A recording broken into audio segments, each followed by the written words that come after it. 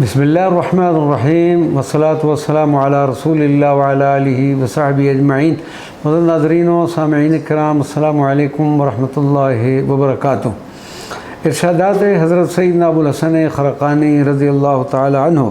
حضرت سیدنا ابوالحسن خرقانی فرماتے ہیں کہ جس کسی نے میرے حوض کا پانی پیا یا میری زیارت زندگی میں کی یا بعد زندگی کی یا جس نے میری باتیں سنی، اس کا ادنا درجہ یہ ہے کہ قیامت کے دن اس سے حساب و کتاب نہیں لیا جائے گا۔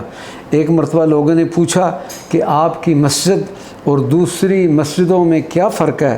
فرمایا بروئے شریعت سب یکساں ہیں، مگر بروئے معرفت اس مسجد کی حالت بہت طول ہے۔ دیکھتا ہوں کہ دوسری مسجدوں میں سے ایک نور نکل کر آسمان کی طرف جاتا ہے، مگر اس مسجد پر ایک نور کا قبہ بنا ہوا ہے، آسمان سے نور الہی اس طرف آتا ہے۔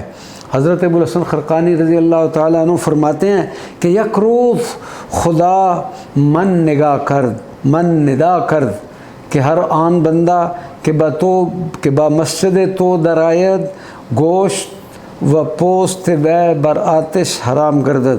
ایک روز خداوند تعالیٰ کی طرف سے ندا سنی کہ جو شخص تمہاری مسجد میں آئے گا اس کے گوشت و پوست پر دوزخ کی آگ حرام کر دی جائے گی۔ حضرت ابوالحسن خرقانی دعا فرمایا کرتے تھے کہ اللہ میری خانقاہ میں مسافروں کو موت مت نصیب فرمانا، کیونکہ ابوالحسن مسافر کی موت کا غم برداشت کرنے کی ہمت نہیں رکھتا۔ کل ندا دی جائے گی کہ ابوالحسن کی خانقاہ میں ایک آدمی فوت ہوا۔ آپ کی وفات کا وقت قریب آیا تو کہنے لگے کاش میرا یہ خون دل لوگوں کو چیر کر دکھا دیا جاتا تاکہ وہ جان لیتے کہ اللہ تبارک و تعالیٰ کے ساتھ بت پرستی ٹھیک نہیں۔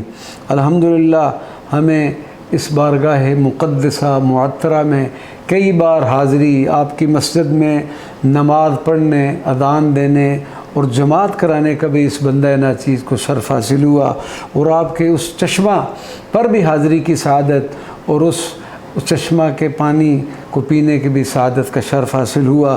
اللہ تبارک و تعالیٰ کل روز محشر اس بندہ مسکین، عاجز، فقیر، افتخار احمد قادری اور جملہ ناظرین و سامعین کا شمار بھی ان لوگوں میں فرما دے کہ جن کو سیدنا ابوالحسن خرقانی رضی اللہ تعالی عنہ چاہیں گے اور ان کی بخشش و مغفرت کروائیں گے۔